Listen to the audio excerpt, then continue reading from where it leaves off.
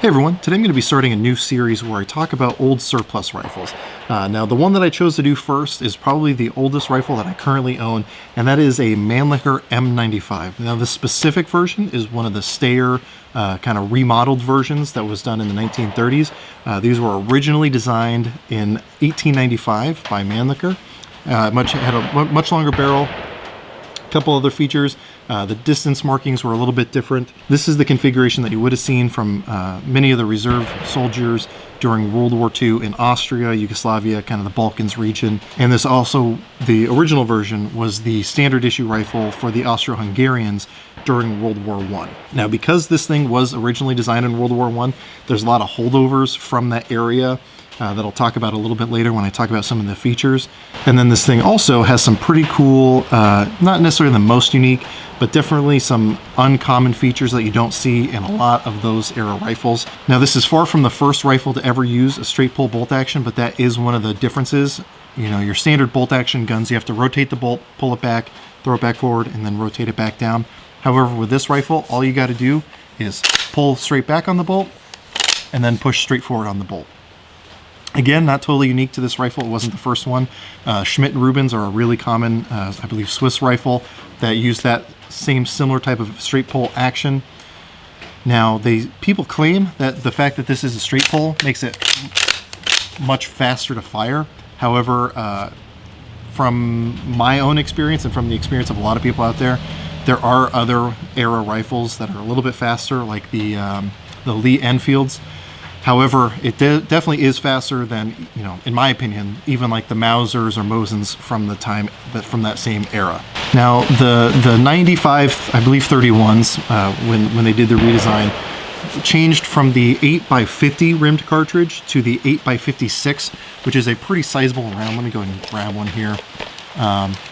This is a new production PPU 208 grain soft point round. I don't know if that's going to focus, but these are some pretty sizable rounds. I'll show you a size comparison between one of these, like a 308, and a 7.62 by 54 that the Mosin shoots. But these are a pretty stout cartridge, especially when you consider that you're shooting it out of basically the carbine version, a smaller, lighter weight version. The recoil is pretty significant. It's not pleasurable to shoot, as you'll see, but is certainly a very combat effective round. I would certainly not want to be hit by one of these. One of the ways you can tell whether or not these are the older 8x50 rimmed versus the 8x56 is there's a little S right here stamped on the top of the receiver. The S stands for Spitzer. That's how you can tell if these things are chambered for 8x56. Obviously, you want to make sure you're putting the correct ammunition in there. I would say probably 90% of the M95s that you're going to come across are ones that are redesigned for the 8x56, but it's definitely something you want to look out for. Now, these things do have a safety mechanism here on the bolt, and I'll try to show you a close-up. Basically, you have this little nubbin right here, and what you can do is pull back right here and then push that into place, and at that point, you can pull the trigger all day long and nothing's going to happen. You also cannot cycle the bolt with it in the safe position. Now, to release it, you again just kind of pull back on the little cocking bar, throw that toggle off to the side, and then it's ready to fire. You can also safe it in the not cocked position, again just by barely pulling back on it, which this little tab right here is knurled, which makes it pretty easy. And then again, you can flip that toggle into position. Again, the trigger is dead at that point, and again, you cannot cycle the bolt. Now, if I had been a World War I or II soldier with these, I probably wouldn't have had it on safe very much because it's not the easiest thing to flick on and off, but it is there for those who want it. As far as the rear sight, you can have it folded down, and I believe that that rear aperture is set for 700 meters.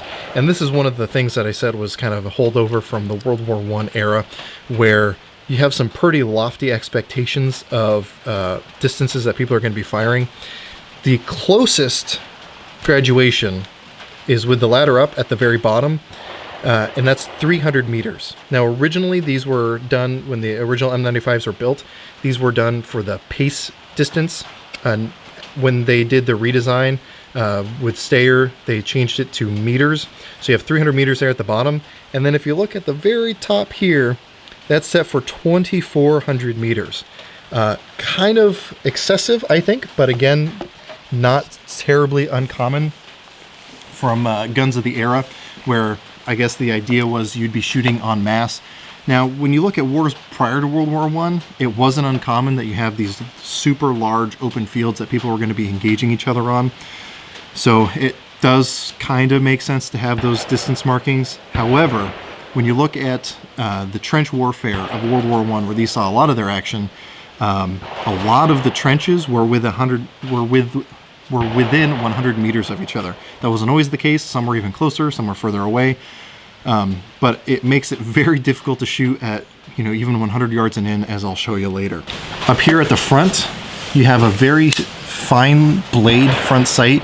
This does aid in making it a little bit more precise to shoot at distance, but it's still certainly not easy. But having that nice fine point is helpful. You can see this little nubbin here on the side. My understanding, and I could be wrong, please correct me if you know otherwise, I believe that this little nubbin was designed to be able to make stacking these rifles together a lot easier if you have, a whole squad of guys that need to stack their rifles for whatever reason.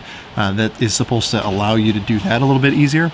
And then it does have a bayonet lug. I don't have a bayonet for this rifle, but they do exist out there, and it is able to attach a bayonet, pretty standard. I would want the ability to attach a bayonet if I was fighting in World War I. Moving back, you can see this little barrel band that holds the top piece of wood here to the bottom. You have a little sling swivel, just held on by a little flathead screw.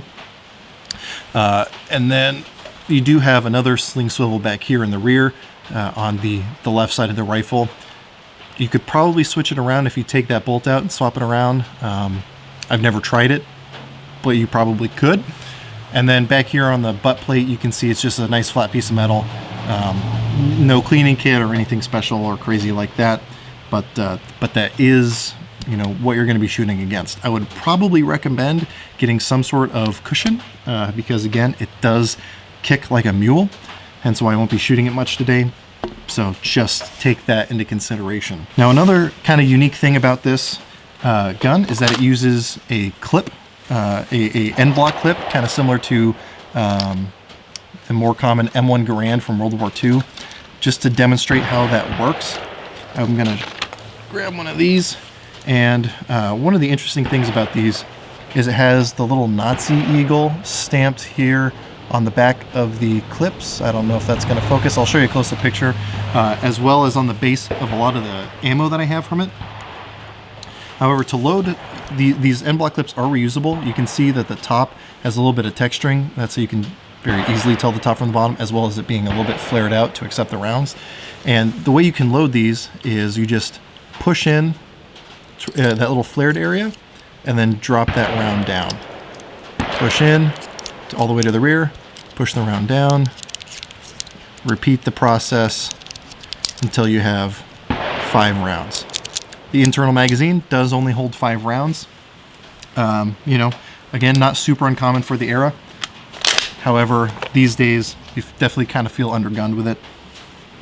And then you can just push it into the magazine, and there is some spring tension on it. You should hear a click. That's how you know it's locked in. Now, one of the interesting things about this as well, and just to show you real quick how to eject the magazine if you need to, there's a little nubbin here on the front of the magazine well. Right there, I'll show you a close-up as well. And if you push in on that, try to catch this, it will release the magazine. So you push in, and the magazine comes flying out with whatever rounds you had left.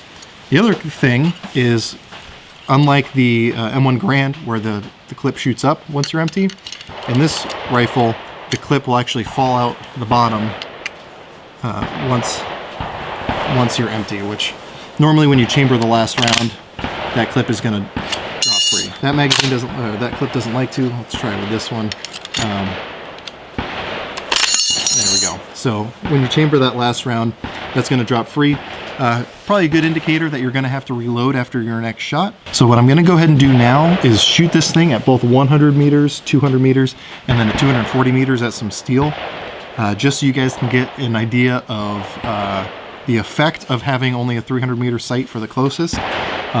We'll see what I can do and what I can't do, more likely what I can't do. Again, I'm probably only going to be shooting 5-shot groups just because this thing is not fun to shoot. I'm not going to be shooting it much. I want to show you guys what you might be able to expect. I'm not the greatest shot in the world, especially with strict iron sights. So take that into consideration when you see what I'm about to do. I'm going to be shooting it off my backpack here and then using a little sock bag rest. Good old Rob Ski from AK Operators Unions where I got that idea. So credit to him. But enough yapping. Let's go ahead and shoot this thing. All right, as I expected, that ladder fell all the way down.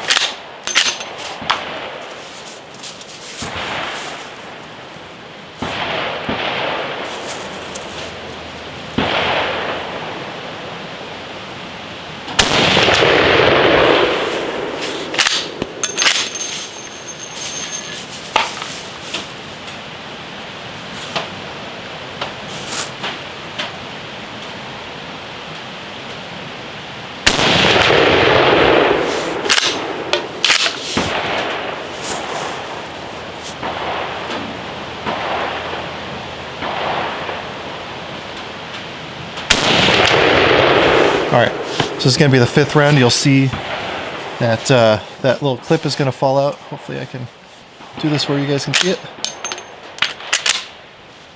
And it didn't want to drop free, probably because I was holding it awkwardly. But let's go ahead and get this last round.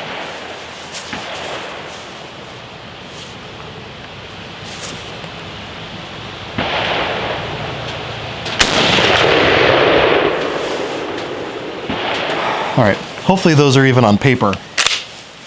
As you can see, it also ejects fairly positively, which is good. I'm gonna load this thing back up, and we're gonna go out to 200 meters. And just FYI for the actual specifics, this is PPU. This is their, what is that, 208 grain soft point. So, load this in.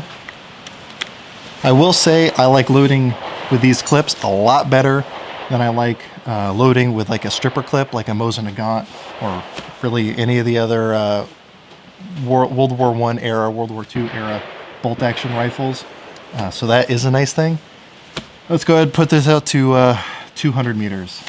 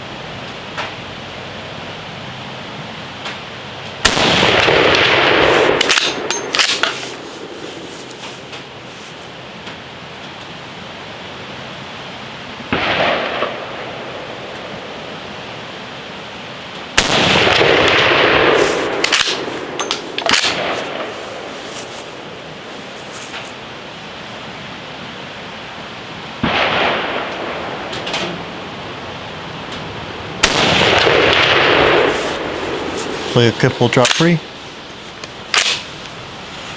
Yeah, I kind of got stuck. Most of them will actually drop free. I guess that one just doesn't like to.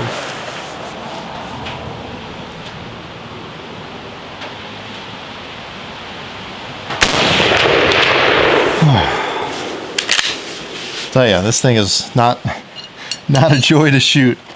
All right, so before I go down and walk down and see how those did, I'm going to go ahead and load up and shoot at the 240 meter steel gong. We should be able to get a good idea if this thing wants to group within 10 inches at that distance. I know that I'm probably the biggest factor in that, as I'm having a really hard time using the sights on this thing. But yeah, let's go ahead and give it a shot anyway.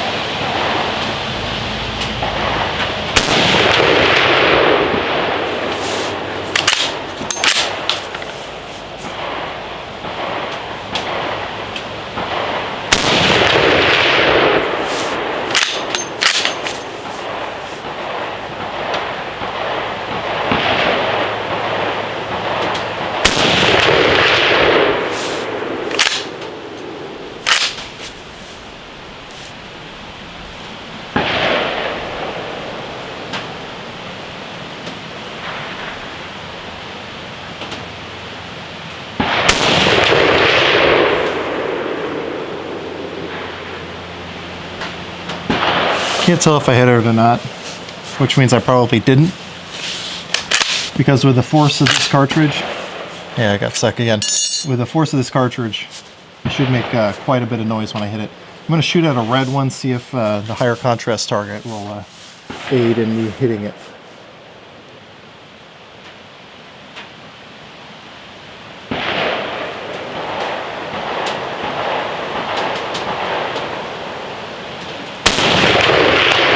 Oh, all right. So that hit. That's 1 for 5. Unless I was hitting that white one and I just couldn't tell. All right, so I'm gonna go grab the paper from 100 and 200 and see how we did. I got the results that I was expecting, ish. The first 5 shots, which I did at 100 meters, sailed right over the top of the target. There wasn't a single impact on the target that I put down there. Now, these are fairly small targets. They're about half silhouettes. I was aiming at the base of it. So I'm probably gonna end up shooting 5 more just to see what happened. This is my 200-yard target. I actually did a little bit better than I anticipated. I have 4 impacts on here. 1, 2, 3, 4. So can you hit a man-sized target at 200 meters with this thing? Yeah, apparently. Not with, you're not gonna pick out a button on his shirt, but you can definitely hit someone at that distance. And then as you saw with the 240, I at least got 1 or 2 hits on steel. It was hard because it didn't make as lot of an impact on the steel as I would have thought. But you know, it is what it is. So what I'm gonna do for this is, since I love you guys so much, I'm gonna shoot some of this World War II era stuff, which again, as you can see, it does have the little Nazi eagle stamp there on the bottom of the case. And just because I care about you guys so much, I'm gonna go ahead and shoot this now at 100 meters to see if I can get this thing to group a little bit better. I'm gonna aim a lot lower. And I also just want to demonstrate that this old World War II stuff still actually fires. At least it did previously last time I took this stuff out.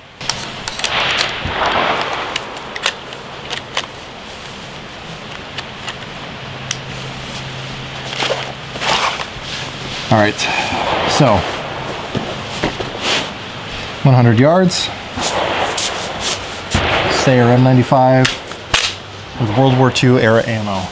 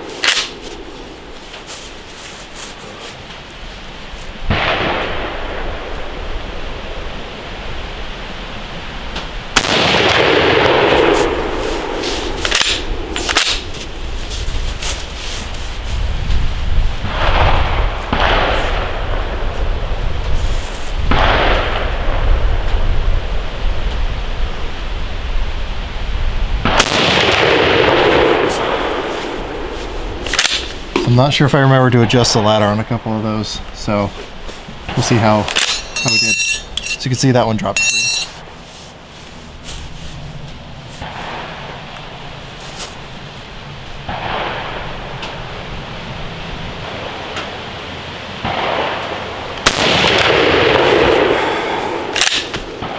All right. Again, you can see this thing ejects very well. I've never had a failure to eject or anything like that. And these are all original parts. So let's go back down. I'll pull that target, see if we did any better. I want you to keep in mind, my point of aim, essentially to get the shots that I did get, because you probably noticed I forgot to adjust the ladder back up quite a few times. To get these hits, I was aiming effectively at the person's kneecap. And I got 2 shots on target. So if you adjust your ladder correctly, and you have your proper hold under, you can definitely hit someone at 100 meters, but it would really help if the lowest elevation you could get was 100 meters. If you have it folded down, I believe it's 700 meters. Obviously that's going to be more or less unusable at the distances that I'm shooting. So again, that bottom little rung there is 300 meters. And again, I was only able to get 2 shots on because I forgot to compensate. So if I was under the stress of a World War I environment, you know, there's artillery shells going off, gas going off, you know, buddies going down next to me, you know, malnutrition, all that fun stuff, most likely uncorrected vision issues, I would not be too optimistic about my chances with this specific rifle. Now, that said, it's 2016. I don't have to worry about trench foot. You know, I can eat all that I want living here in America. God bless America. Even under these ideal situations, yeah, it's raining, it's, you know, in the low 40s, but even in these conditions, it's not always the easiest thing in the world. Now, if I trained on this thing more and I shot it more, maybe I could do better. However, due to the availability of ammunition and even some more or less now the availability of these rifles, that's not exactly going to be the most feasible thing to train on all the time. So let me go ahead and talk about that a little bit. This was the second rifle that I ever purchased back when after I turned 18. I was able to buy this for $75, not including the background check, from a local Big 5 sporting goods. For $75, I would tell you absolutely without hesitation, go buy one of these rifles. At very least for the collector value, it's a great thing to pick up on. However, like most surplus guns, and really all guns over time since then, these are now selling, I've seen them on Gunbroker and at my local Cabela's, in the $300 range. And I gotta admit, let me hold down this target. I gotta admit, for something in $300, I would have a hard time recommending that you buy one of these for recreational purposes. So unless you're a super big collector, I would probably avoid one of these rifles. The ammo is really hard to find. It's a really unique cartridge. PPU is the only one that I know that's doing new manufactured stuff. There are forums that tell you how you can adjust different brass to be able to reload for 8x56 rims. But to me, it seems like more trouble than it's worth. Also, because it's such a stout cartridge, any small-framed person is not going to enjoy shooting this. I mean, even me at 6'2", 230 pounds, it's not pleasurable to shoot this. I think I only shot like 15, 20 rounds, and I'm good. Like I made this the last rifle I shot for the day for that reason, because I knew it was not going to be fun to shoot a lot. So all that being said, you know, I don't plan on selling this. It's a great rifle to have in my collection. I might, you know, refinish the stock just to make it look a little bit nicer. But if you're looking for something that you want to be able to shoot recreationally for fun, there are better options out there. Yeah, it's kind of unique that it's got the straight pull, but so do the Schmidt Rubens, and those are far more pleasurable to shoot and far more accurate. So if you take all that in consideration and you still want one, like I said, they are available out there. You can buy them. I think I've even seen them on AIM Surplus for a reasonable price, reasonable for today. But again, prices have gone up. So it might be a safe investment if you're looking for something to buy, but I don't know. I would tell you to probably look at something else for now. But again, if you really have to have them, it's definitely not a bad rifle. It's serviceable, it's usable, it's got some of the cool, unique features. So it's up to you if you want to do that. Now, like I said, I plan on doing kind of a series now on some of the surplus rifles that I have access to. My Mosin Nagant, my brother's Enfield. It's one of the wire-wrapped ones for the rifle grenades, which is kind of cool. I have some others that I have some access to. So if this is something you guys want to see more of, let me know. I'll try to get my hands on as many surplus rifles as I can. Again, it's not something that I've usually done, but that's how I got my start with shooting is surplus rifles. And they definitely have their own kind of unique funness to them. So if you have any questions, comments, concerns, go ahead and throw those in the comment section below. I'll try to get back to you as quick as I can. I'm sure that I got some of my information wrong when I was talking about the history of these things. So if you know better, please post down in the comments below as well. I would love to be corrected, and I want to make sure that the correct information is out there to be absorbed by the people watching this video. So with all that said, I hope you're able to get something out of this video, and I really appreciate you watching.